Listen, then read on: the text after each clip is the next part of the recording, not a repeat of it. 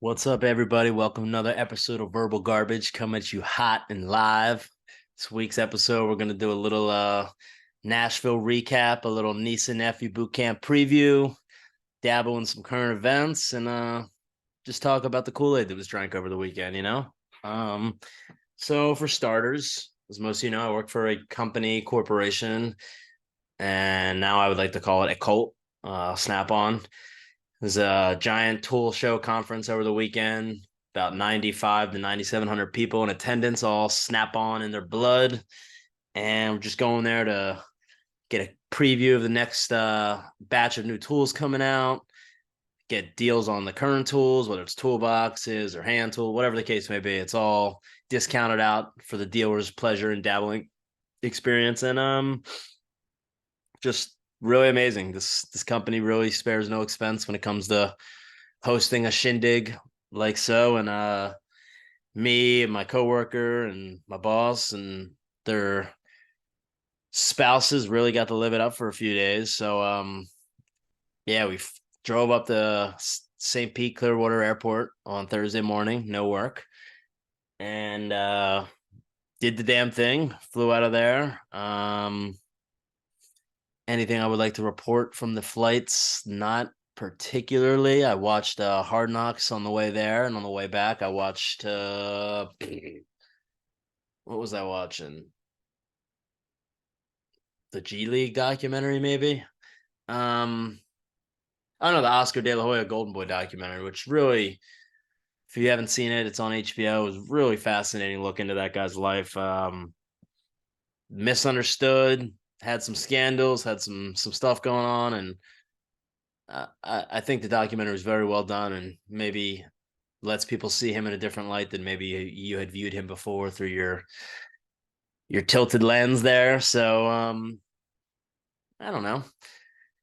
So we get into Nashville. It's a Thursday afternoon. We got a little the regional meet and greet, if you will, where it's all the guys, because this conference was for worldwide. We had Team Japan and Team Korea and Team Germany and Team Sweden all repping out. But us Southwest Florida heads, we kind of had a little ballroom dedicated to ourselves. We kind of just chat, talk, network, do some small talks, and had some really good conversations with some, and had some really nauseating conversations with others. There's definitely an ego and a mentality with certain individuals in the company who just thinks that their poopy just doesn't stink. Their excrement is just minty and leafy. And let me tell you guys, it's not. I come off as very, I would say, approachable and willing to learn and these kind of things where I just try to pick brains of other veterans and learn from them what they've done. But there's a way to explain things and teach things to people in a good, productive way, and then there's like a very condescending way to do it. And I had a really brutal sit down for about 10, 15 minutes, and both the people I was with, could sense it on me within minutes. But as I do, I put on a my big boy brave face and just muster the storm there and try to get through it. It was rough, and the way things were being phrased and said, it was left a lot to be desired, to say the least. So, Thursday night, we essentially, we were up super early that morning. It's going to be a long weekend of partying and, chilling out, whatever. So I think as a group, we decided after the meet and greet, we just pack it in early that night. So Thursday night, we just, the elder statesman of the group, they went to bed a little earlier on Thursday night to try to gain up the rest and energized for the weekend ahead, while me and the two young pups proceeded to do a very beautiful little drinking slash marriage counseling session, which I have to say I really think I held my own. We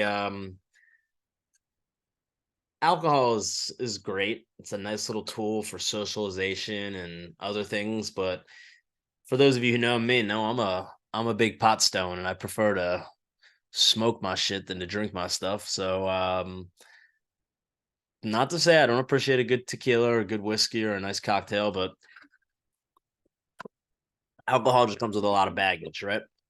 So when few people are drinking and dabbling, some emotions and some feelings are going to come out. And you know me, I'm pretty much like conducting a live podcast on the go wherever I go. And just some things were brought to the forefront that we were trying to settle, and I was just, bouncing back and forth, taking one person's side and jumping to the other side, and really just trying to be an unbiased party. And it was beautiful. And all the while, the Airbnb had a little hole in the back door. And as much as I get freaked out about being down south with all the creatures and the critters and the bugs and the swamp rats and everything else, we're pretty tame when it comes to the cricket world. And literally getting goosebumps and chills just thinking about it, bugging out as I'm talking about it. As we were doing our little marriage counseling session, I had started, and I have like an eagle eye for bugs. Like if I see out of my peripherals like a little hop or a little flying thing, like I'm on it. I don't waste any time. I'm on it. So crickets are smaller than my pinky, but my God, do they know how to instill some fear in your boy. Now, in New Jersey, there was things called a camelback cricket, which is a little more intimidating, a little more of a sight to see, if you will. But the black crickets, as they're known, are just they're everywhere, and they're quite scary. So what had happened was we're talking, we're counseling, we're doing our session, and I just noticed right away. I was like, oh, cricket. So one, not a huge deal. Hey, it's that time of the day where you got to ask another man to kill a bug for you because you're scared of them. So that certainly happened. I had to bite the bullet and ask Old Boy to help me out. So one cricket picked up, no big deal. Second cricket, not a huge. Third cricket, okay. Now we're getting a little worrisome. I think by the end of the night we're up to about 6 to 8 crickets, and my boy's not phased. He's just picking them up left and right, but leaves a little bit of an unsettling feeling in me now, where you start thinking, okay, was there a cricket that I didn't see that maybe made its way to the bedroom, and halfway through the night I'm gonna wake up because a cricket jumped into my mouth while I was sleeping, and now like these are the thoughts that run through a tool man's head. Oh, pathetic. So yeah, Friday morning we wake up, we get out, we're doing seminars, we're going to classes, we're really dabbling it up and living the experience up. So all this is taking place in the Gaylord at Opryland, which is, I come to find out, the fifth biggest hotel in the world that's a non-casino based hotel. This thing was, you guys just wouldn't really, I mean, I guess we can do the old share screen, right? That the scope of what I'm talking about here is really just not imaginable until you start seeing,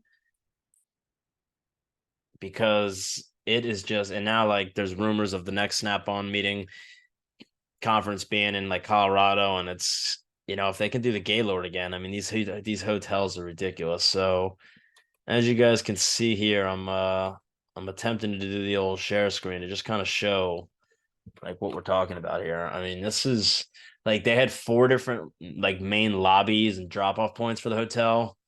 And this was the Cascades, where there's like a Japanese, like a sushi restaurant right there, and then there's another like comfort food. There's an atrium, and Friday nights we have one of these atriums booked out for like a private concert and a show. I mean, you can just see the shops, the restaurants.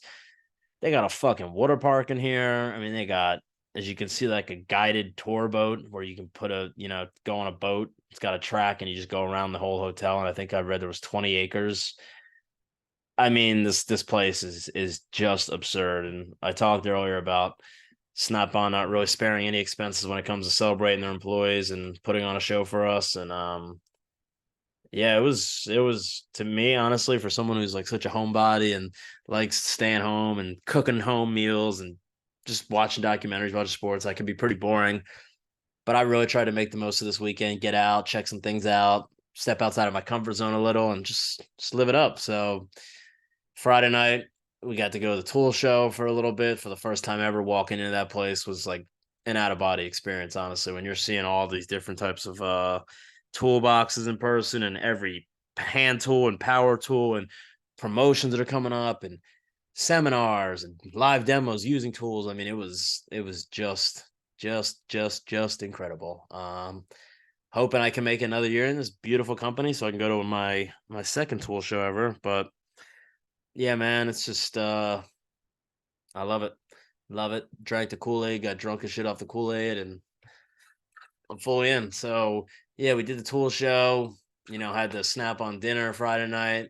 And then we went to like the one of the atriums I was talking about for a live, the downtown band, I think it was called, a 10-piece Nashville band. Very good, but fast forward to the next night and the live performances were amplified to a T, to it, whatever.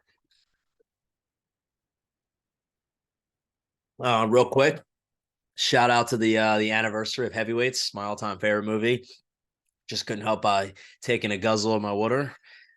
Saw the movie poster in my room, and August 15th was the day that history was made. If you haven't seen it, it's early to mid 90s, maybe late 90s. It's a 90s Disney film, kind of like a kids movie, I guess you would say, but one of the greatest comedies of all time. Fat camp, all the kids go every summer to go to a fat camp to celebrate being fat and just do activities based off being fat. And this summer, the camp gets bought out by one Ben Stiller, who was played Tony Perkis in the movie, and he's trying to pretty much turn it into the number one weight loss infomercial in the country. So he tries to turn it into a weight loss camp, and boy, does hilarity ensue. If you have not seen that movie, I think it's on the Disney Plus app.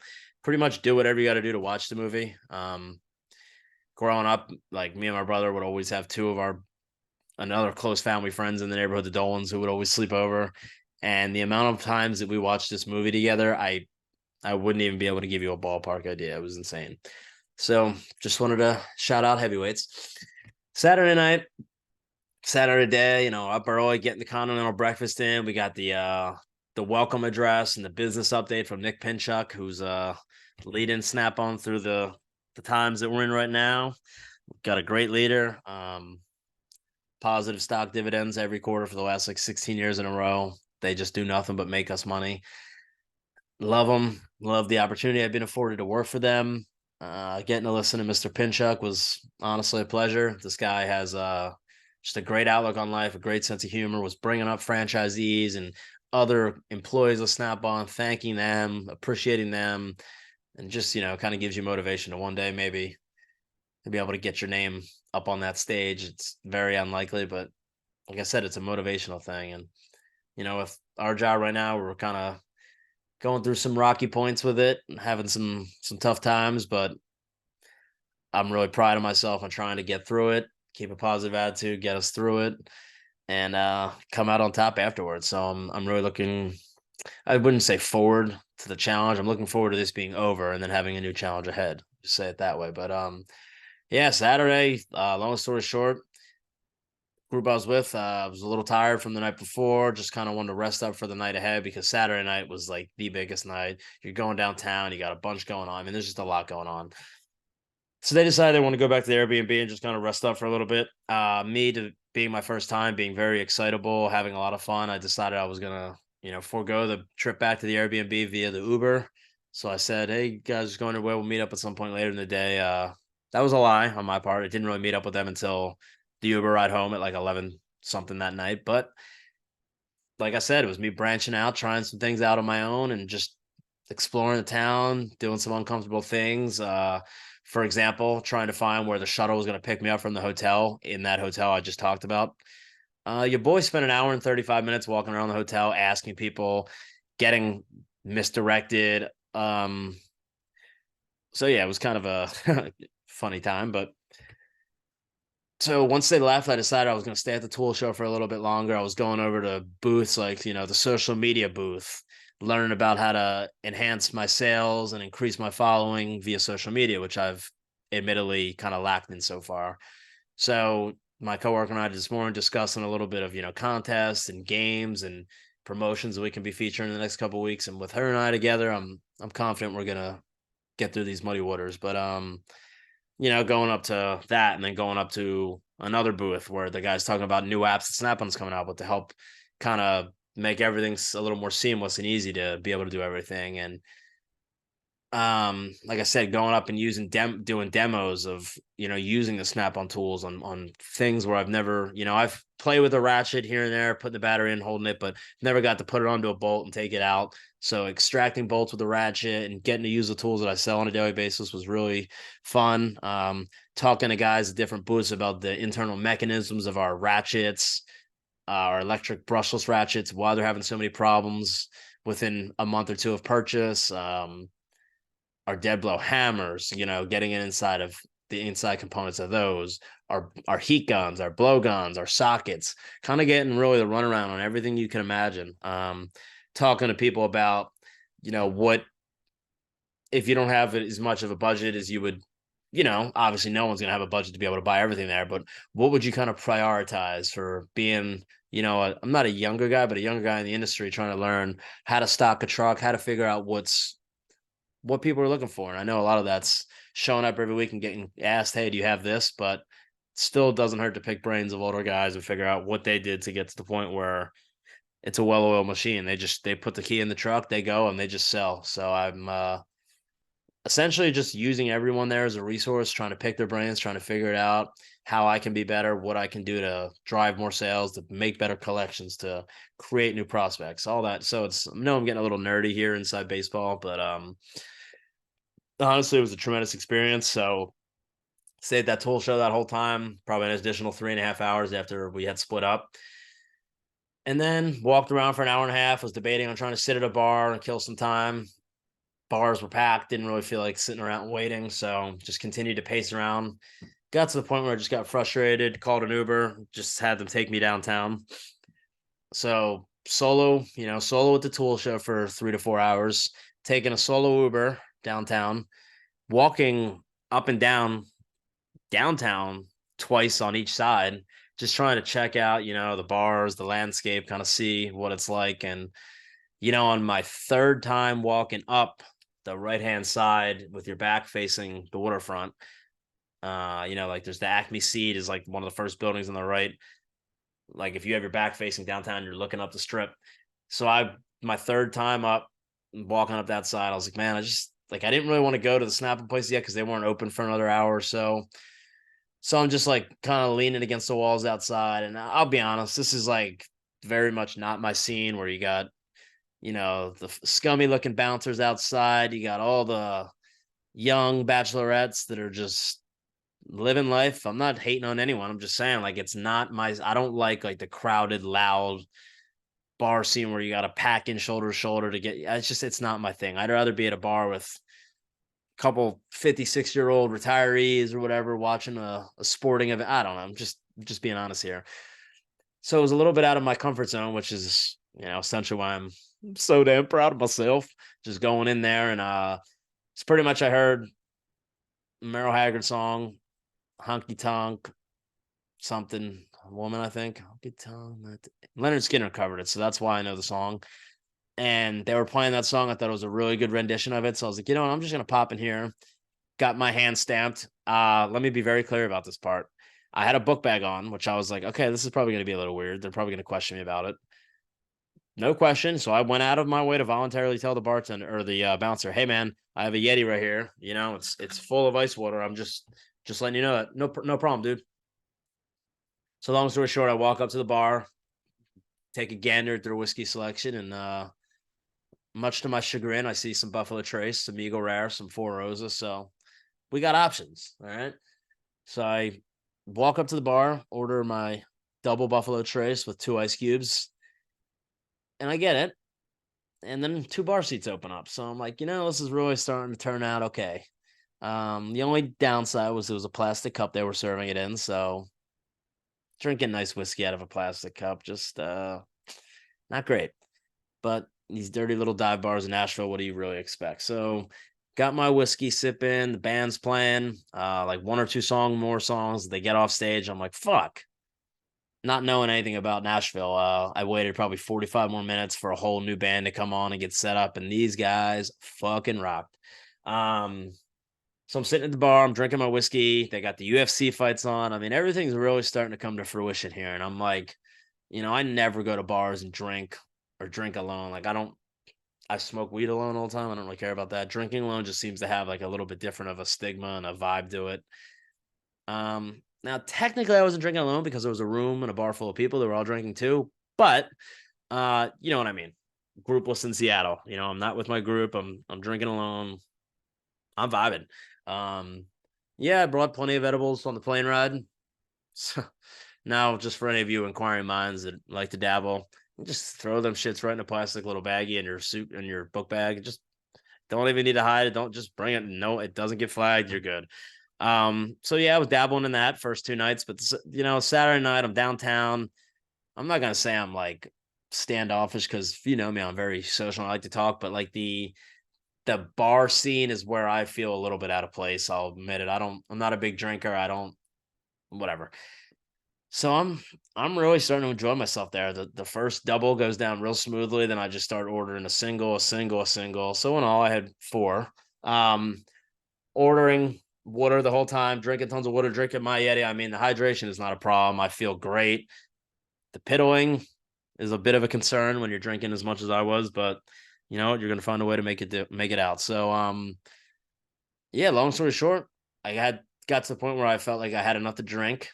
I was feeling really buzzed. I was enjoying the music. One song after another was amazing. So I'm like, you know what? I'm gonna walk up near the stage, just kind of chill on the wall and just get the vibes up close. So I'm really taking it in. They got a fiddle player who's just fucking driving the crowd wild, guitar player, bassist, singer, and a drummer. I mean, and they're playing George Strait. They're just playing some good shit, some old country, some stuff that I was really into.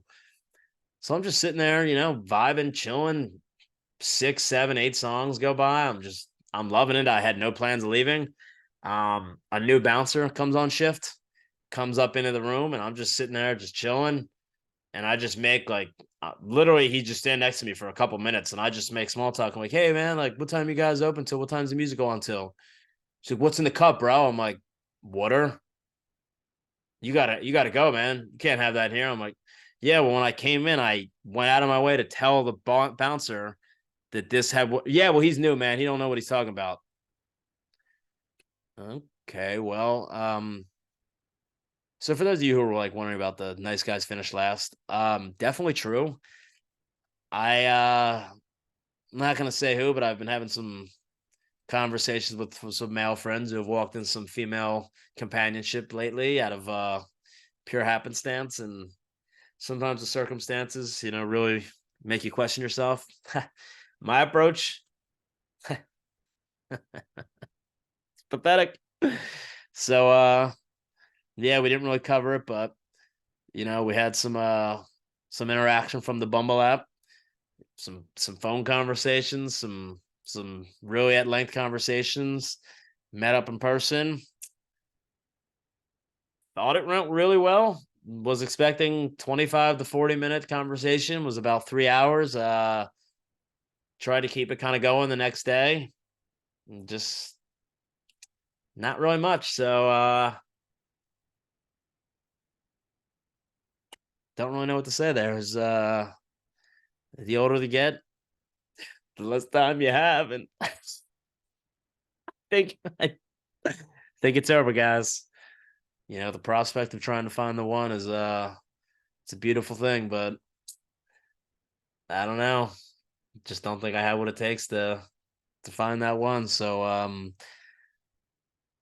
it's either work's gonna kill me and drive me insane or make me rich. I'm gonna get famous off this podcast, or I'm gonna go pro with golf. I mean, those are really the only three options I have left at this point. So famous from a podcast, rich from Snap On, or famous in golf. I don't want to get too grim here, but if I don't fulfill one of those three, yeah. So yeah, Bumble seemed good. I was, you know, bragging to my sister, bragging to my coworker about how this could be it. And yeah, you know, you spend a couple weeks really building it up, really getting excited. Finally meet, get the butterflies going, and just like that, another ghost. So if we can bring this back full circle, we talked about crickets earlier. I have this amazing ability, like in my group chat with my brother and our two like best friends. We have this whole thing where everyone says something and then I like chime in, and then when I start texting, no one responds. So I just like call myself like the cricket god or the Lord of Crickets. Well, we can easily apply that to potential female talent, if you will, where think one's going good. I think I got a prospect in my hands, and the Lord of Crickets just strikes. So that was a random tangent. Don't know where that came from, but yeah. Is it sad? Sure. Is it to be expected? Of course it is. Was I surprised it ever even made it this far? Sure was. Go Birds. Um, yeah, so Snap On Saturday night was incredible. Like I said, I was at the bar. I got kicked out by trying to make small talk with some faggot ass bouncer. So don't make small talk. So then after there, I'm just like wandering through the downtown streets of Nashville looking like a reject, getting kicked out of the bar, walking around with my fanny pack, drunk as fuck, looking like a retard with my little backpack on. Um, yeah, so long story short, I kind of check out the areas that they got rented out, and there's just one spot that just kind of speaks to me. It's just, like 3 layers of grass seating with like a couple cement steps there where you could sit on. They got the big main stage, and I was like, this seems like the area is going to be popping a little bit later at night. So what I did was just found a spot. I was there when there was like 15 people there. Listened to the first band on stage, Music City Moonshiners, incredible band. Really just, 2 different female singers. Then they had a guitar player, a bass player who would also sing. The guitar player also sang, and then a drummer. These guys just mixed it up. They were killing it. Amazing. Playing Lainey Wilson to Queen to Bon Jovi to Bob Seger. I mean, they were all over the map, and I was there for it. After them, another act came up and played. The sun was starting to set. They got one giant Snap-on truck on each side of the stage. Nissan Stadium, I believe it's called, where the Tennessee Titans play, is in the backdrop. I mean, you got the waterfront with the stage. It was a beautiful setting for live music on a Saturday night. I got the buzz going. I'm popping edibles when I'm fully buzzed out from the alcohol. Now, when I say pop edibles, guys, I am a fucking degenerate. Most of you are like, "Oh, I'll eat an edible. Here's a 5 milligram, and I'll eat that in half. Or here's 10, I'll split that in half." I'm just going 50 down the gullet at once. We're going 50, 100, 150, 200, maybe 250, maybe 3. I mean, we're popping, we're moving, we're popping and moving. So, long story short, I sit on that seat. To the left of me, I've got a beautiful young couple from Bakersfield, California. Guy who worked with his dad for 4 years, and then he just bought a route, and then he's gonna look to buy his dad's route soon. Life goals, this guy is just making me. I gotta really. It's a wake up call to. If you want something, just go out and fucking get it. Quit talking about it, right? So definitely got some stokes in the fire. I'm hopeful to turn into a big fire, but yeah, sat there, made friends with them. The people to my right were from Lake Tahoe, where I just had gone skiing for the last year for the first time ever. We talked at length about Snap-on, about skiing, about politics, about life, about upbringing, about everything. The group in front of me, it was a 4-piece couple, if you will, 2 and 2. Pretty much an owner operator of a truck, and then a guy who operates his other truck. So it just shows, man, like Snap-on, it's a lifestyle. It's like a family oriented thing where, one guy could buy a truck like my neighbor and then give other people opportunities to branch out and find something that they enjoy doing, where, I was kind of and still am a lost soul in this fishbowl year after year, just trying to find my way. And it's been a struggle, but Snap-on is the best thing that's happened to me in a while. And I got the fucking gnome behind me. I got I'm Mr. Snap on my golf bag, Snap-on. I got Snap-on golf balls, tees, a practice net. I mean, come on, son. So, like I said, it's a cult. I drank the Kool-Aid 100%. We had like a fireworks show going on Saturday night. So that's what I was getting to. Like, so after that band got off, they brought up another guy named Tim Montana. And when I heard that name, I was like, oh, this is probably just like some kind of like joke, like parody act. No, Tim Montana is a fucking badass. He learned from Billy Gibbons, from ZZ Top, and this guy, man, I don't know what it is about him. His voice, he fucking lit the stage on fire and rocked it the fuck out. Put on a really good show, and after that, Snap On started by doing a fireworks show with drones, and then they did fireworks after the fact. But I mean, let me just go on my. I didn't even post this yet, but like this the drone fireworks show was something I never seen. The lady next to me was like, "Hey, have you ever seen these drone shows?" I was like, "No, sure haven't." So I was pretty excited. And like I said, the cult was out in full force on Saturday night. I mean, I'll play the audio here. You're not really going to be able to hear it, but just to see the video of what this thing looked like. As you can see, if you're only listening, they pretty much had the drones turn into the giant Snap-on truck in red and blue, and the crowd really, I turned into a motorcycle. And then if you see, like they had the giant Snap-on S in the sky with the wrench. So I mean, you know, a wrench, and they spelled out Snap On. So it was just funny to me because you got all these people that are wearing all the shirts and the hats, and we're all on this big team. And then, they're doing the drone show, and you see a Snap On truck come out, and like me and the kid next to us had like goosebumps and tears in our eyes. I mean, it was a real moment. So, yeah, overall, flew out. I was a little nervous because I drank a good amount on Saturday night, and I am not one to have the best stomach in the world, as you all know.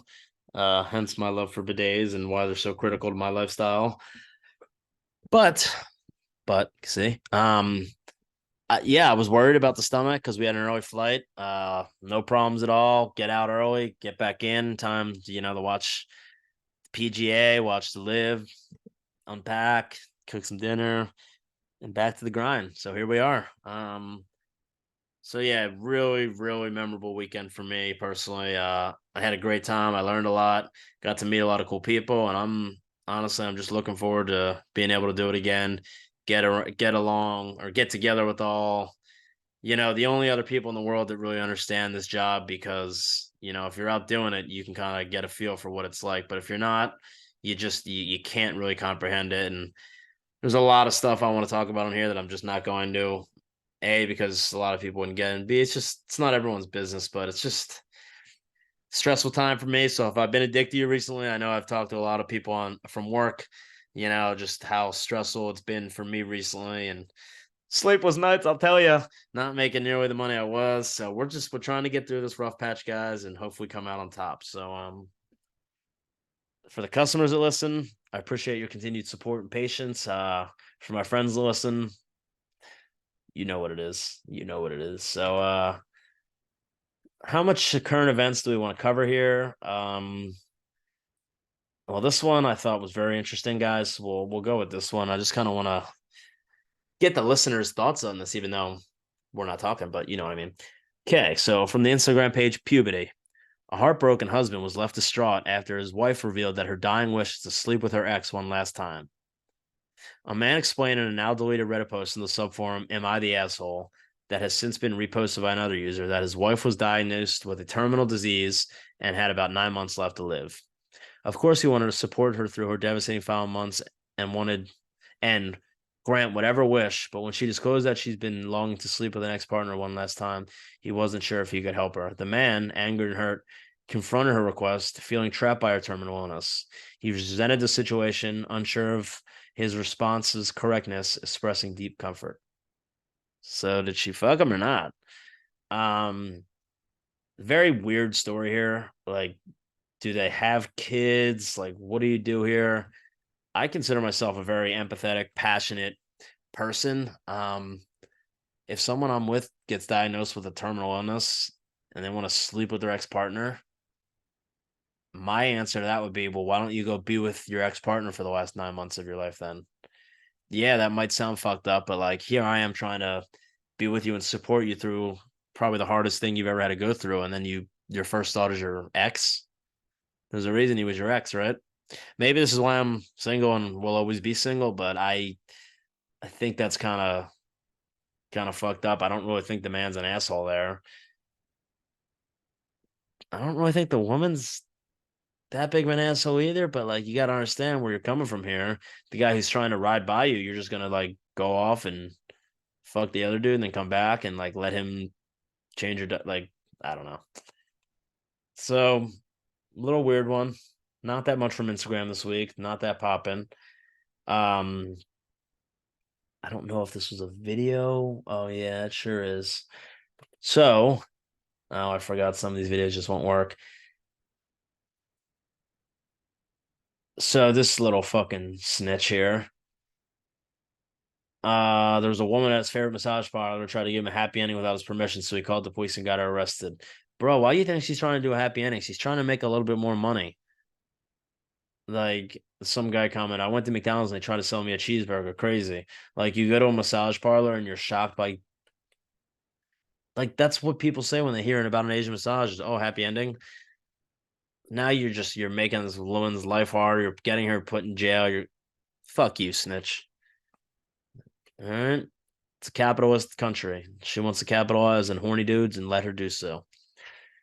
This one was near and dear to my heart because as we just discussed at length, my prospects for staying single forever are looking more and more promising as the day goes on. But silver lining to that, guys, a study shown the more you hang out with your mom, the longer she'll live. You're welcome to all my siblings and all my mother's friends. Okay. Researchers at the University of California, San Francisco, found that loneliness plays a large role in the decline so often associated with old age. The study followed 1,600 adults with an average age of 71, despite controlling for sorry.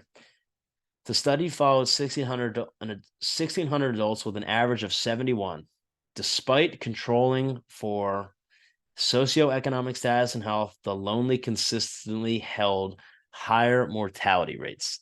Nearly 23% of lonely participants died within 6 years of the study, as opposed to only 14% of those that reported adequate companionship. Someone commented, this post is damaging and irresponsible, but it shortens the daughters' lives.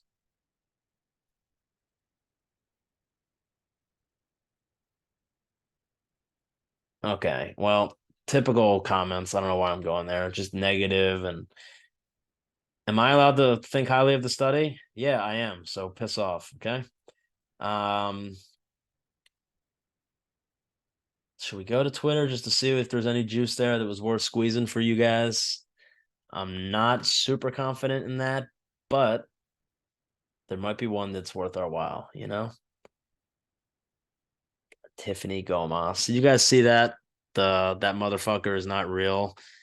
That girl on the plane who said that motherfucker is not real. She came out with some like post. The woman in the original video is hot. The woman in the apology video is hot. Are they the same woman? I have my doubts. Um, real quick, guys. I'm sorry. I was just trying to find my little bookmark thing, but seems we're having trouble. So you guys might have to go a week without any Twitter current events. I don't know if you're going to be able to survive. I'm giving this like 10 more seconds. Media, no, it's not it. Oh, there's my girl Franny. Maybe one day we'll get you back here, Franny. You know, it's been a while since I've heard from you. So speaking of which, I'm gonna shoot her a text message right now and see if she wants to. Oh. We already covered the Barstool Sports, Dave Portnoy reacquiring it for no money, Baltimore Orioles, Tory Lanez. Okay, we've been doing a good job keeping up with this. So there's no more Twitter current events. So is there anything else in closing I wanted to cover? I think that's pretty good, guys. So I hope you enjoyed the Nashville recap for the most part. Not a ton of current events, but you know, sometimes we deviate from them, and the next week we'll have double the amount. So appreciate you guys listening, trying to keep this more consistent, get the guests back. Let's just call a spade a spade. The studio is not going any direction I was expecting it to. I was really hoping the Peloton wouldn't be in here. As you can see, it is, unfortunately. So having that is creating a little bit of a logistical nightmare. um, working around it. Yeah, you see all the hats the bald boy's got. He's got a lot of hats. So we're working on it. I got no shortage of interesting people I want to talk to, but making it enjoyable for the guest and the host and the listener is top priority for me. So if I can ensure that solo episodes are going to be better quality and more enjoyable to listen to, that's what I'm going to put out right now. And as soon as I feel confident and getting guests back on and it sounds better, we gonna get it. So thank you guys for listening. Appreciate the support. Keep sharing, keep liking, spread the word, and love you guys. Verbal Garbage out.